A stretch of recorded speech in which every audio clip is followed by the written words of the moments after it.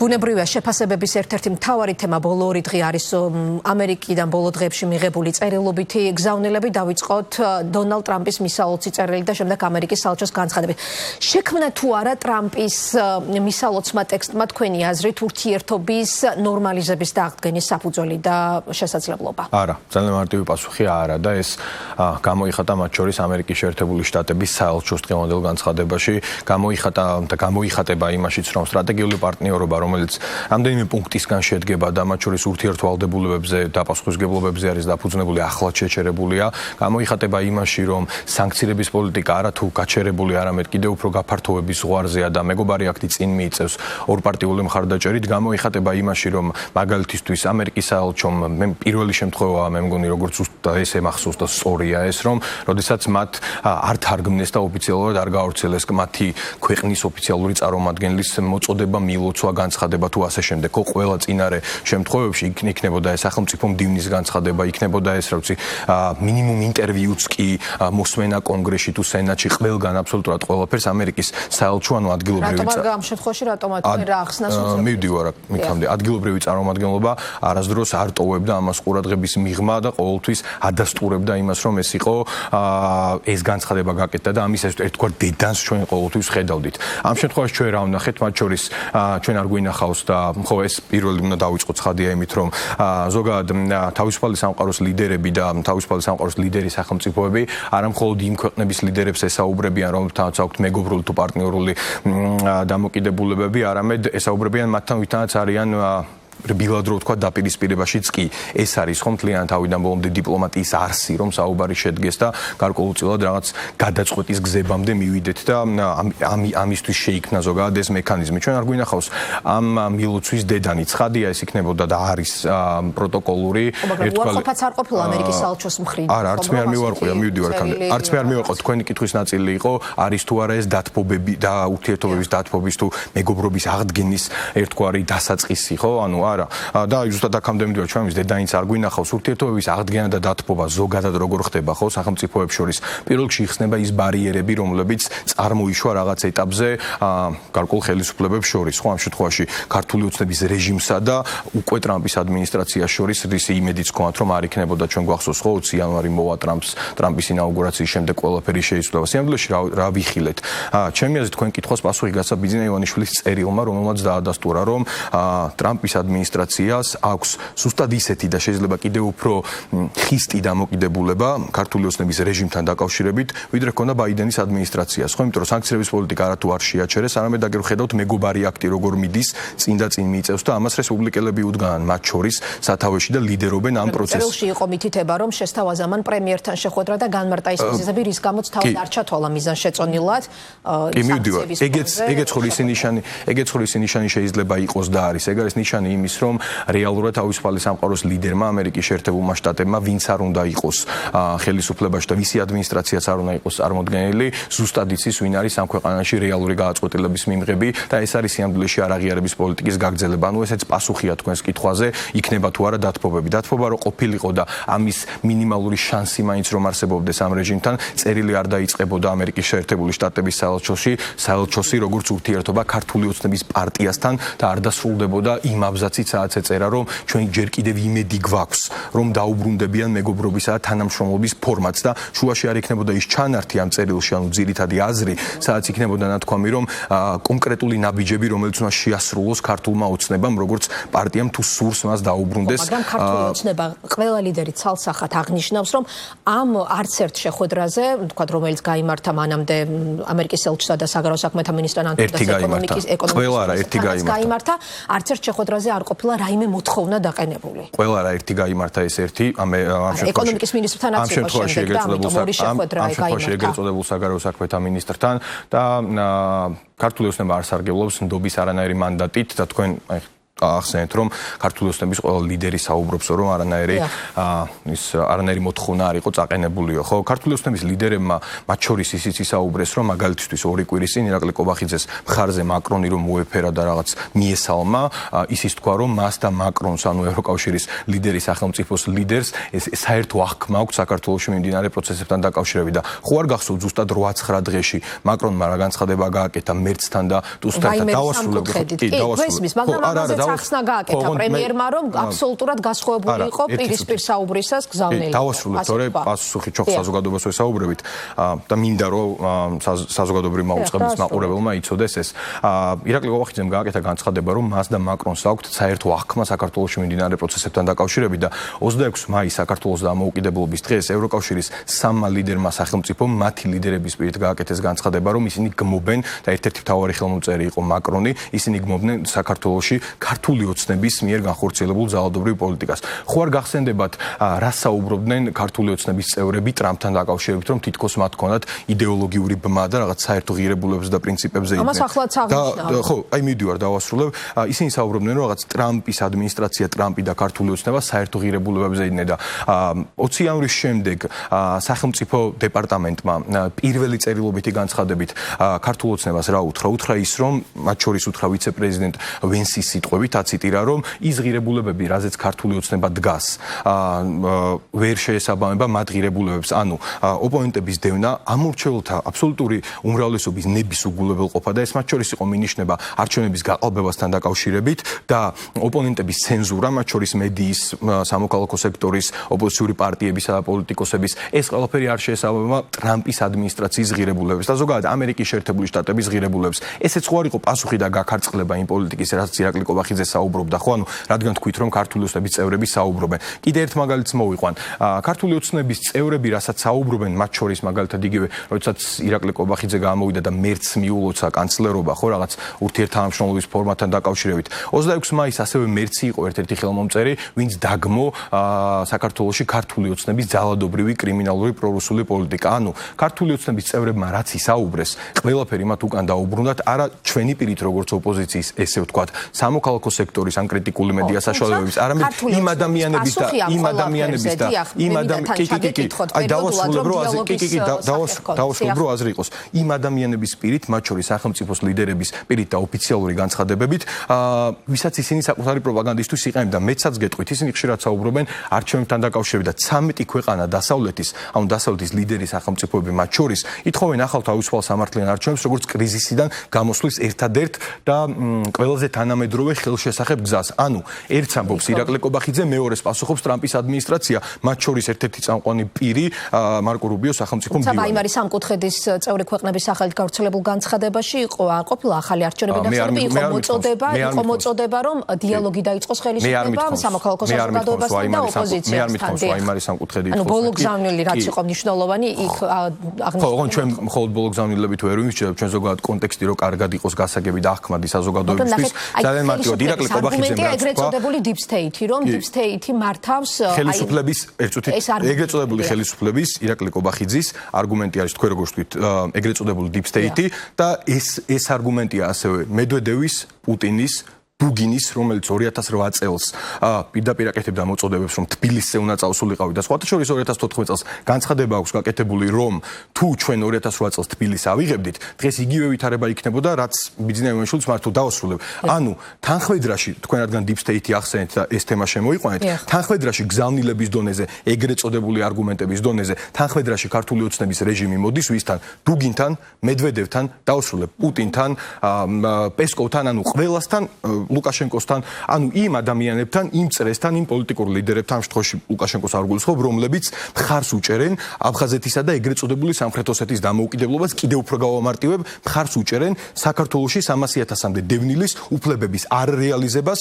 და ჩვენი, მათ შორის ჩემიც, ჩვენს სახლებში არ დაბრუნებას. ბატონო ნიკა, ტრამპის წერილის ის ნაწილი, ანუ ძალიან კაფიოდ იყო ხომ ხაზგასმული, რომ ამერიკის შეერთებული შტატების პრეზიდენტის ადმინისტრაცია ერთგულია, რომ საქართველოს საქართველოს მთავრობასთან, აი ასეთი სიტყვები იყო გამოყენებული, განამტკიცოს მშვიდობიანი და ნაყოფიერი ურთიერთობები. მთავრობა ზოგადად არის მაშინ როდესაც ოპოზიცია მუდმივად მიუთითებთ, რომ არის ხელისუფლება საერთაშორისო იზოლაციაში და ხელისუფლების ლეგიტიმაციის აღიარების პრობლემა დგას. მთავრობა არის ზოგადად ძალიან აბსტრაქტული ცნება და შეფასება, ეს ერთი და მეორე, მე შეგახსენებთ, რომ ამერიკის შეერთებული შტატების სახელმწიფო მდივანმა 22 მაისს და ეს ძალიან მნიშვნელოვანი ფაქტორია, 22 მაისს, როდესაც 21 მაისს უпроსტად, ანუ წინა დღეს, სანამ ის მოითხოვდა შეხვედრას ბიძინა ივანიშვილთან, ქართულ ოცნებას უწოდა ანტიამერიკული მთავრობა და ეს მსგავსი შეფასებები მათ შორის დიპლომატიურ დონეზე, მაღალ დონეზე კეთდება, ეს ერთი.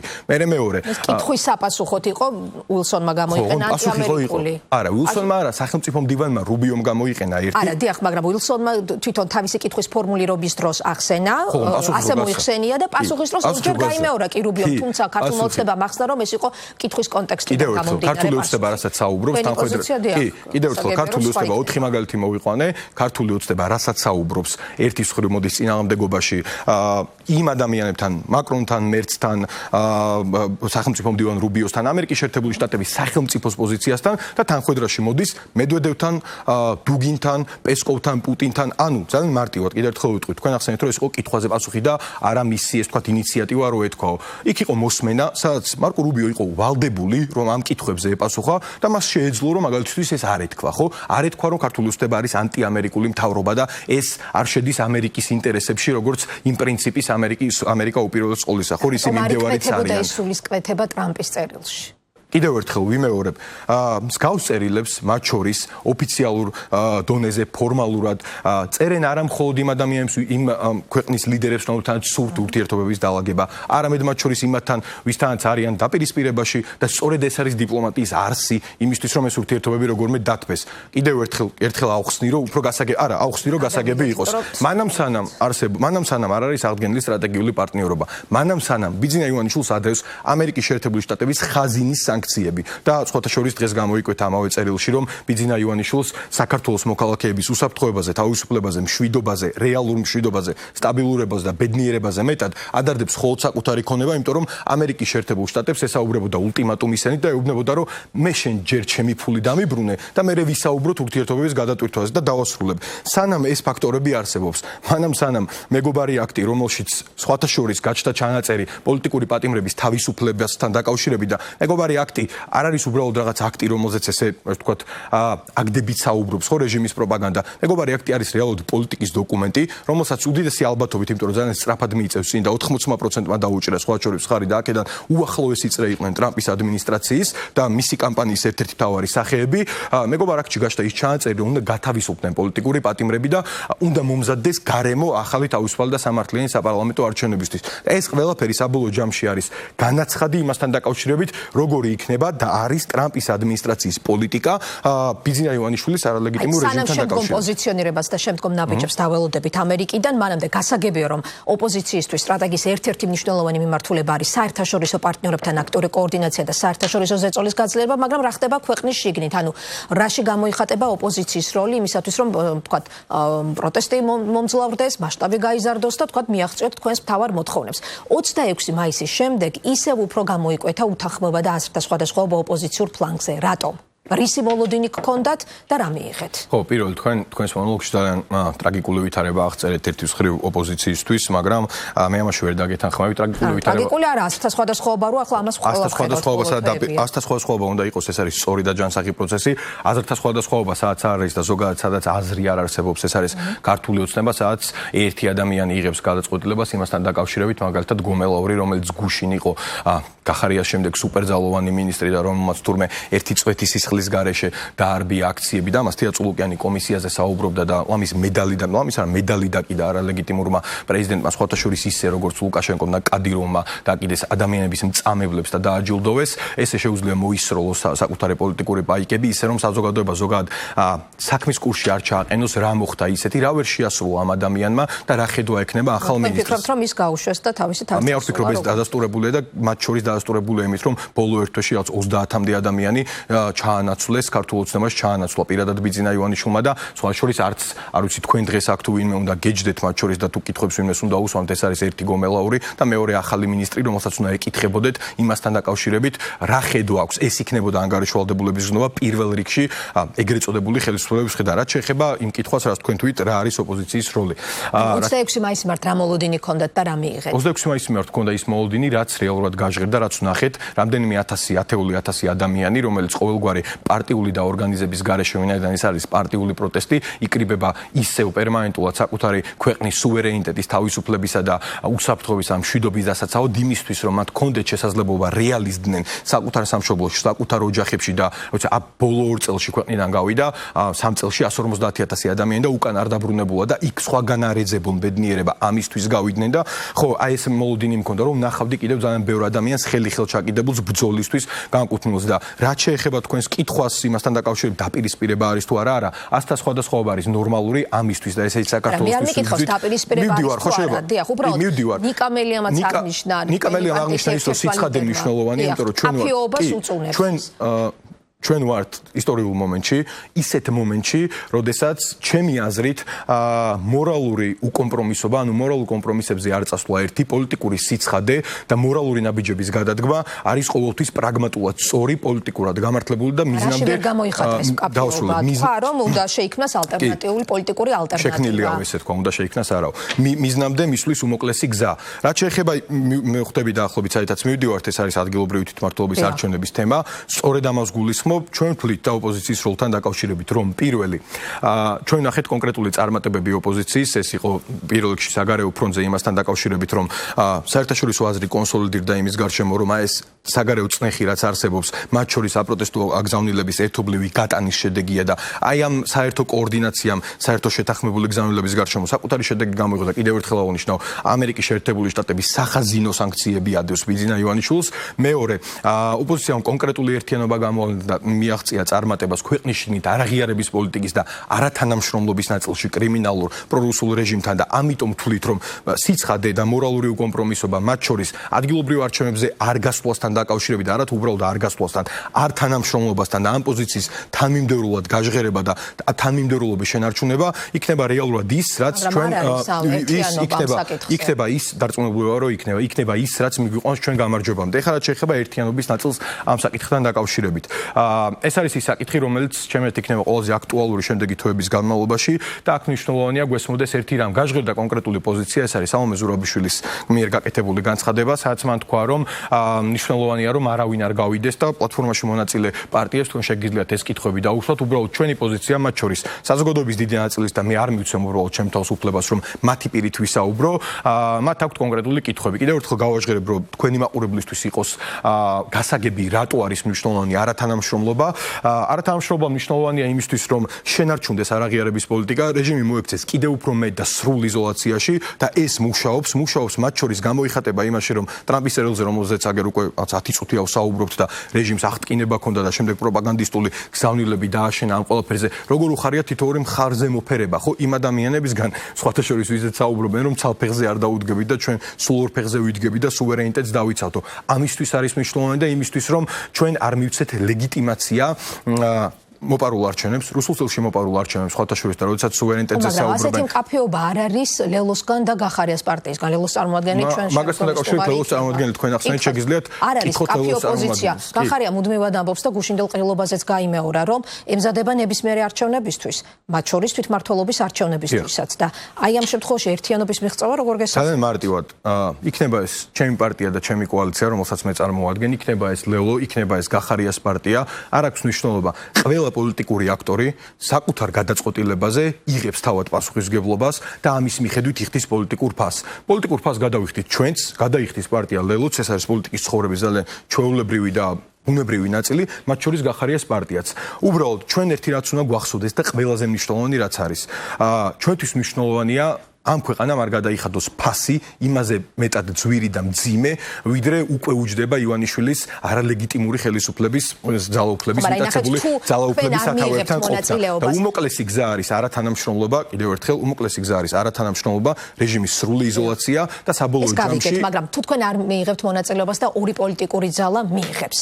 აი ეს ისევ თქვენ ხომ არ დაგაზიანებთ გარკვეულწილად თამაშგარე მდგომარეობაში ხომ არ ჩვენ დაგვაზიანებს ერთი, იმიტომ რომ კიდევ ერთხელ ვიძახი, მე ვთვლი რომ ეს არის მორალურად გამართლებული და სწორი ნაბიჯი, მორალურად გამართლებული და სწორი ნაბიჯი მსგავს ისტორიულ ეპოქებში ყოველთვის არის პრაგმატულად სწორი და გამარჯვების გზამდე გამარჯვებამდე მიმყვანი უმოკლესი გზა, ეს ერთი და მეორე. თქვენ შეგიძლიათ კითხოთ ამასთან დაკავშირებით ლელოს და გახარიას პარტიას. ძალიან მარტივი კითხვა არსებობს. მე არ გეუბნებით რომ ჩემი დაბარებული უნდა კითხო და შემდეგ ეს უფრო ქართული ოცნების ტაქტიკა. მე კითხვები არსებობს შემდეგნაირად და ამ კითხვებს უნდა გაეცეს უბრალოდ პასუხი. რა შეიძლება მოხდეს ისეთი ქვეყანაში, რომ არსებულ ვითარებაში სანამ ყავს 50-ზე მეტი პოლიტიკური პატიმარი, სხვა შორის კიდევ ერთხელ რომელთა გათავისუფლებასაც ითხოვს თავისუფალი სამყარო და მანამ სანამ არ არის შეანიშნული ახალი თავისუფალი და სამართლიანი არჩევნები, რომელიც არის კრიზისიდან დაწყები და თავის დაძვრენის და გამოსვლის ერთადერთი გზა, რა შეიძლება მოხდეს ისეთი, რომ და რა შეიძლება შეიცვალოს, რა ახალი მოდალობები შეიძლება შემოვიდეს, რომ ეს პარტიები გავიდნენ ადგილობრივი თვითმმართველობის არჩევნებზე დამოუკიდებლად ადგილობრივი თვითმმართველობის არჩევნებზე. ეს ერთი ნაწილი და მეორე ნაწილი. ამ კითხვებს არ უსვამთ, აი თქვა პირადად და კონსულტაციების ფორმატში. ამ კითხვებზე პასუხს მათ შორის საჯაროდ ითხოვს საზოგადოება და თქვენც ამას და მეორე. არა, როდესაც უსვამთ რა პასუხებს. მეორე ნაწილი პასუხებთან დაკავშირებით ზოგადად ელემენტარული უბრალოდ მოლაპარაკებების კულტურის ნაწილია, რომ შიდა საუბრების გარეთ გამოტანა. ხო, არიღებთ ისეთ პასუხებს, რის გამოც უკვე ეთერში გიწევთ ამ ყველაფერს. არა, როგორც ჩანს, არა, მე საზოგადოებას ვესაუბრები, კიდევ ერთხელ საზოგადოების ვესაუბრები მე და ეს უბრალოდ შიდა მოლაპარაკებების გამოტანა გარეთ არ მგონია სწორი, თუ იქნება შეთანხმება იმასთან დაკავშირებით, რომ რაღაც საერთო ეს თქვა დებატის ფორმატი უნდა მოეწყოს, ამასთან დაკავშირებითაც არ არის პრობლემა და მან გაიჟღერა, ოღონდ რა ვიცი, ცოტა ხნის წინ იყო შემოგდებული თემა, მაგრამ თავარი აქ მეორე ნაწილი. მეორე ნაწილი არის აქ მნიშვნელოვანი, რაც თქვენ ახსენეთ, რომ ერთობა არ არსებობს და ასე შემდეგ. მე მომისმენია გახარიას პარტიისგან პოზიცია იმასთან დაკავშირებით, რომ ჩვენ უნდა მოახერხოთ იმდენი, რომ ადგილობრივი თვითმმართველობის არჩევნებზე ქართულმა ოცნებამ ვერ გაიმარჯვოს კომფორტულად და გაყალბების მასშტაბები ხელახლა ვაჩვენოთ. აქ არის ერთი ძალიან მარტივი კითხვა. გახარიას პარტიამ წარმოიდგინოს ვითარება, როდესაც სხვა არც ერთი პოლიტიკური პარტია არ გადის ადგილობრივი თვითმმართველობის არჩევნებს და დამერწმუნეთ და დამიჯერეთ, რომ ეს ასე მოხდება, მას აქვს თუ არა იმის, რა ვიცი, წარმოდგენაში ის მაინც თუ წარმოუდგენია, რომ ის შეძლებს მარტო დამოუკიდებლად გაყალბების ისეთი მასშტაბი აჩვენებინოს რეჟიმს, რომ ამაზე რა ვიცი, გამოვიყენებ ამ გაცვეთილ ფრაზას, ჩვენ რეჟიმს ნიღაბი კიდევ ერთხელ მოვსვა და მათი რეალური სახე კიდევ ორი შეკითხვა მინდა დაგისვათ. რჩებით თუ არა სალომე ზურაბიშვილის წინააღმდეგობის პლატფორმაში ეს კითხვა კიდევ უფრო გააძლიერა ნიკა მელიას თქვათ მკვეთრად გამოხატულმა უკმაყოფილებამ ზურაბიშვილის ბოლოდროინდელი პოზიციონირების მიმართ, იმიტომ რომ ნაციონალური მოძრაობა ვიცით რომ 31 მარტის შემდეგ ძირითადად მაინც არის უკვე დისტანცირებული ამ პლატფორმისგან.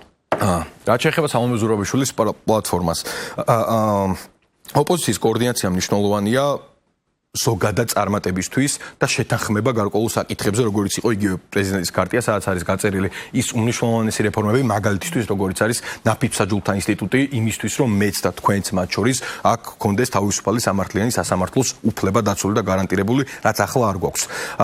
ამისთვის უნდა შევთანხმდეთ ფუნდამენტურ საკითხებზე. მათ შორის ფუნდამენტური საკითხი არის ადგილობრივი თვითმმართველობის არჩევნებთან დაკავშირებით პარტიების პოზიცია და ეს არ არის უბრალოდ ადგილობრივი თვითმმართველობის არჩევნებზე არ გასვლა და ამის ბოიკოტირება. ეს არის მკაფიო და გაცხადებულად არათანამშრომლობა, საერთო კამპანიის წარმოება იმასთან დაკავშირებით, რამხელა ძალა აქვს ადამიანის უარს და ზოგადად ხელისუფლებები მათ შორის საქართველოში არა მხოლოდ, მაგრამ საქართველოში ყოველთვის იცვლება ვიღაცის წინააღმდეგ, ანუ რაღაცის მიმართ და ვიღაცის მიმართ უარის გაცხადებული პოზიციით, ან რაღაცის მხარდასაჭერად. ჩვენ ორივე გვაქვს. ჩვენ ვირჩევთ და მხარს უჭერთ საქართველოს სუვერენიტეტს, დამოუკიდებლობას, ევროპულ თავისუფალ მომავალს და ნატოს წევრობას უსაფრთხოებისთვის და უარს ვეუბნებით პრორუსულ რეჟიმს, რომელიც რეალურად ებრძვის საქართველოს რეალურ ტრადიციულ სუვერენიტეტს მის ტრადიციული გაგებით. და აი ამ ფუნდამენტურ საკითხზე უნდა მოხდეს შეთანხმება. მანამ სანამ ამ ფუნდამენტურ საკითხზე არ არის შეთანხმება, ჩვენ თანამშრომლობთ სხვა ყველა ნაწილში და ვახსენე უკვე. ეს არის საგარეო ფორმატი. ეს არის საგარეო ფორმატი. სალომე ზურაბიშვილის საკმარის ძალისხმევას წევს და მან ეს საჯაროდ განაცხადა, საჯარო პოზიციონირება იყო მისი, იმიტომ რომ მან თქვა თქვა რომ რეალურად წინააღმდეგობის ფორმა და საშუალება და მექანიზმი და მთავარი ინსტრუმენტი არის არათანამშრომლობა რეჟიმთან, მათ შორის ადგილობრივი თვითმმართველობის არჩევნების ნაწილში. და ბოლოს შეკითხვა ნიკამელია ვიცით რომ არაპირებს გირაოს გადახდას, ხვალინდელი სასამართლო პროცესი ბოლო მონაცემებით არის გადადებული. ადამიანის უფლებების ტრენინგზე არის პროკურატურა. დიახ. ანუ აი მოლოდინი გაქვთ ალბათ რომ დააკავებენ მას, აი როგორია მოლოდინი თქვენი და ასევე აქვე დავუმატე ბოლოს შეკითხვას და დაგემშვიდობებით. იმ ფონზე, როდესაც პოლიტიკური აქტორების ნაწილმა ღიად განაცხადა, რომ გადაიხადეს თუ აპირებენ გადახდას ამ გირაოსი, რამდენიმე პოლიტიკურმა ლიდერმა გადაიხადა კიდეც და თქვეს რომ ახლა არ არის თავგანწირვის აქტების და ახალი ტყვეების დრო, ახლა არის უფრო ერთობის და კოორდინაციის დრო და ახალ მოთხოვნების კონცენტრირების დრო.